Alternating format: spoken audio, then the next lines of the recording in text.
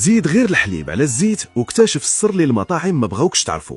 واش كتعرف شنو كيوقع الا خلطتي الحليب مع الزيت؟ كيبان امر غريب ياك، ولكن ثق بيا النتيجه غادي تخلعك.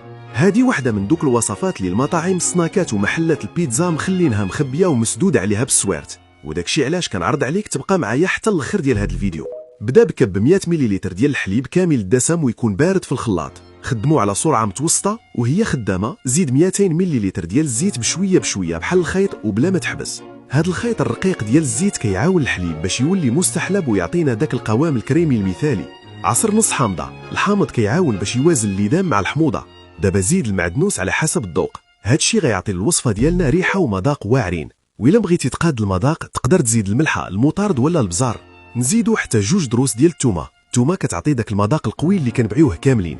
دابا نخلطو كلشي مزيان. يلا كتب دابا كنموت على مايونيز الدار لتحت في التعاليق باش نبقى نجيب لك وصفات بحال هادي. وها هي واجده، مايونيز طبيعيه ديال الدار، طبيعيه 100% بلا مواد حافظه وبنينه بزاف. كلشي كيرجع للذوق الشخصي ديالك. الا درتيها في قرعه مسدوده في الثلاجه كتبقى صالحه لمده محدده. صاوبها في الدار وغادي تشوف باللي هي احسن من اي مايونيز كتشريها واجده. هاد الوصفه غادي تولي تقليد عند العائله حيت كتجي واعره مع الخبز، الشلاضه ولا البرجر. واحسن حاجه هي انها مصاوبه بيديك وبمكونات بسيطه. الخليط في الاول كيبان غريب ولكن دغيا كيتجمع وكيولي عنده ملمس رطب وكريمي. بغيتيها تكون حاره زيد شويه ديال السودانيه، بغيتيها منعشه زيد شويه ديال القشور الحامض.